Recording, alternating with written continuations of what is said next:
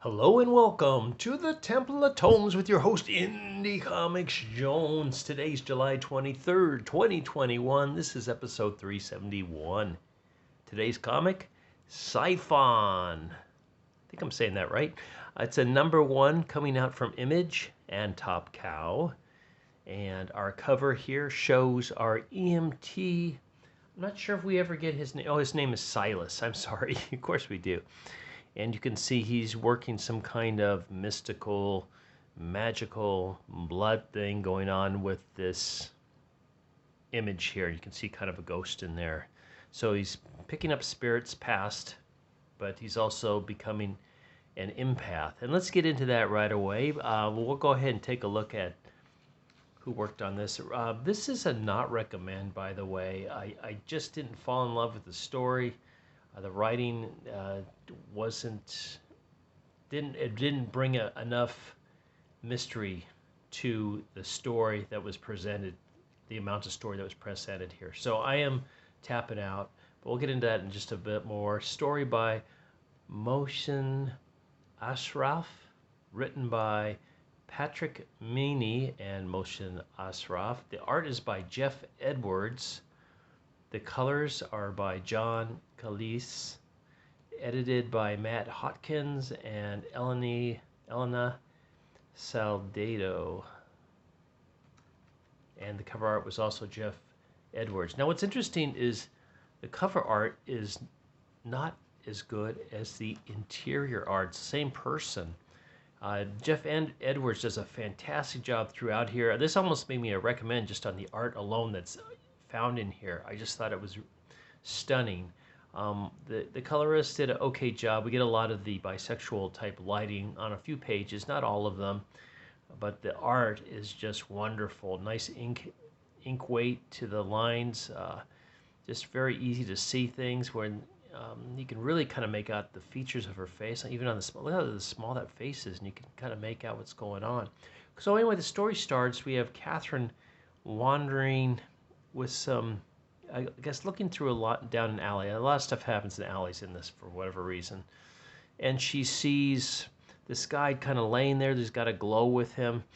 And she sees that he's hurt. She says, I can heal you, because she's got this special power. They really don't explain what that special power is other than it appears to be empathic. So she has noticed that he's in pain, that she wants to heal him. But before she can do so, this guy who we let her find out his name is Antonio, comes up from behind and stabs her right in the gut with this very sharp knife. So you got two people ailing here for whatever reason. But she's not down, she's not out, and she knows he's evil, and she summons power from somewhere, I'm not quite sure, and is able to focus it back onto him. Now what's kind of funny is most of the guys in this have funny haircuts, and the girls have like normal ones. So that's his actually is okay, but we don't really, he's not really a big part in this. He's kind of gone after this scene. You can see him there again holding his head. So she zaps him, pushes him back, and in turn she goes through some kind of portal, which I'm not quite sure where she goes, but she's some kind of almost like a spirit. She is dying right now. So he runs back to his car, takes off, leaves this alley in a mess. Meantime, we got this guy who's accidentally cut his finger, and you can look at his hair. It's hilarious. And then the MT's got hilarious. This is Silas, by the way. So he's going to fix this guy up who had a gardening accident. And he's, look at that hair. Wow. But the art in here is really good. Just really good. So as he's patching this guy up, they're talking about accidents, and Silas relives one of his own, a fiery crash that made him want to become an MT, and that's about all the backstory we get on him.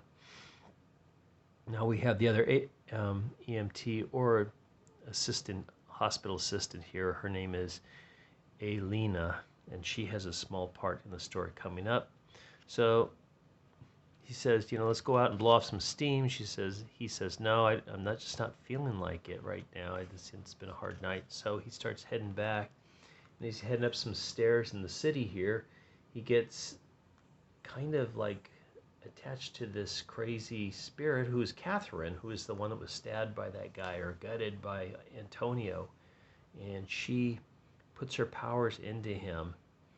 And then he starts to be able to kind of be an empath. And we have got like this really nice historical montage of pictures here through the years. We get the Aztec, we get the Norse, we get the Greek Roman look, we get something from the pyramids, it looks like something from Asia.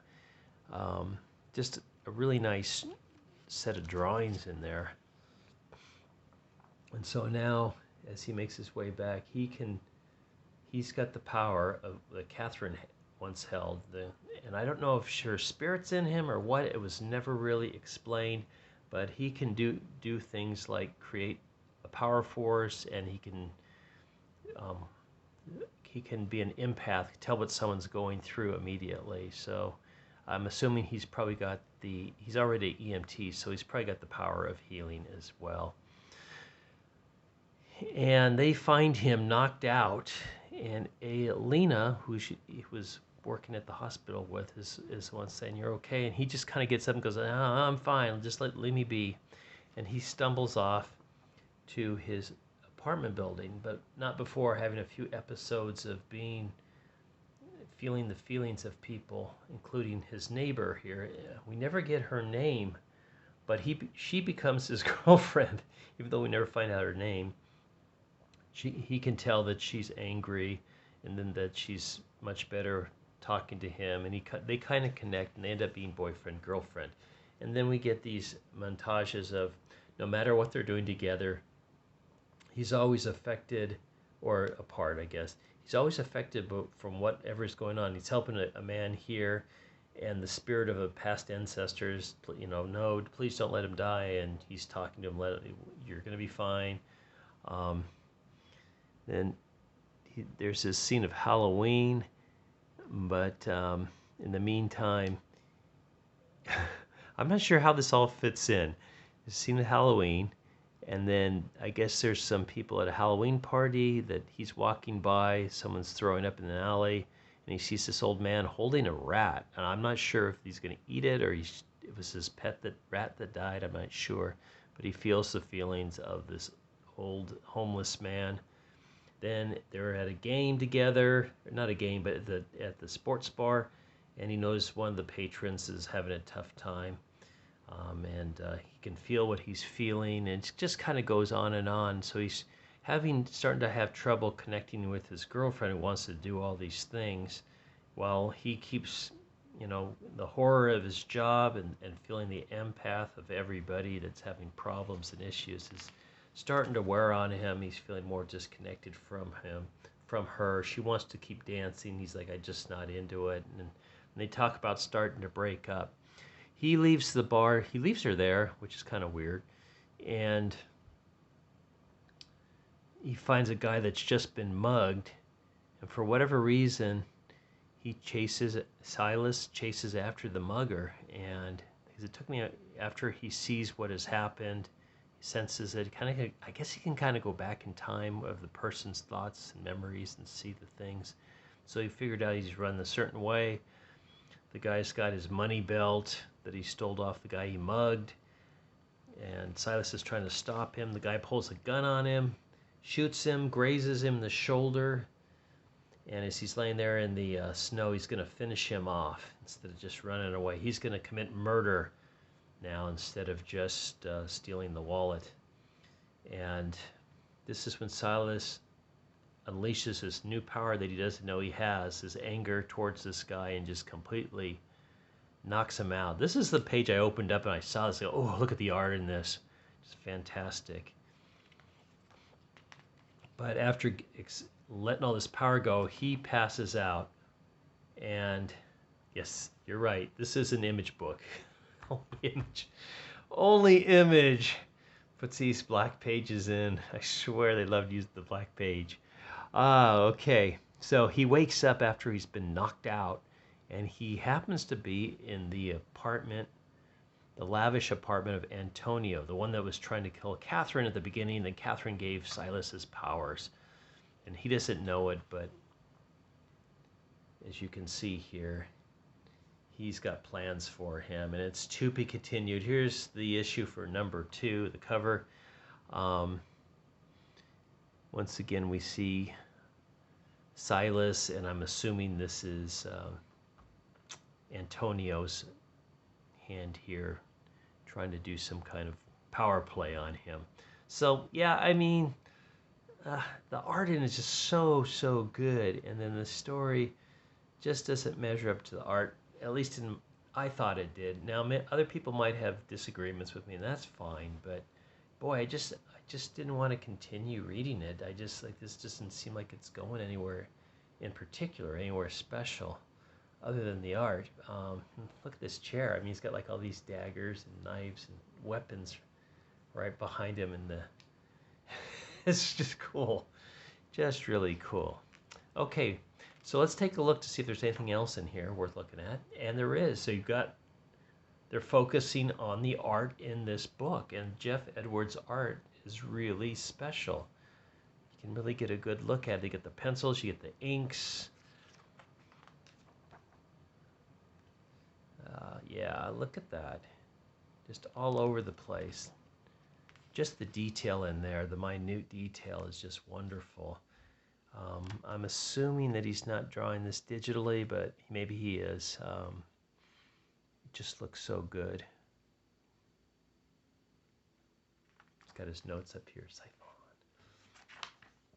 Okay, so, and then we get an ad for Saint Mercy from John Zur Platten, or Platon. Cursed Gold, Angry Gods, Revenge. This is coming out next month. So there you have it. I can't give it a recommend. It does have fantastic art. Story was lacking. I'm sorry. I'm sorry on my part. I spent the money. This was a $3.99 book, but yeah, it was. The art is very nice.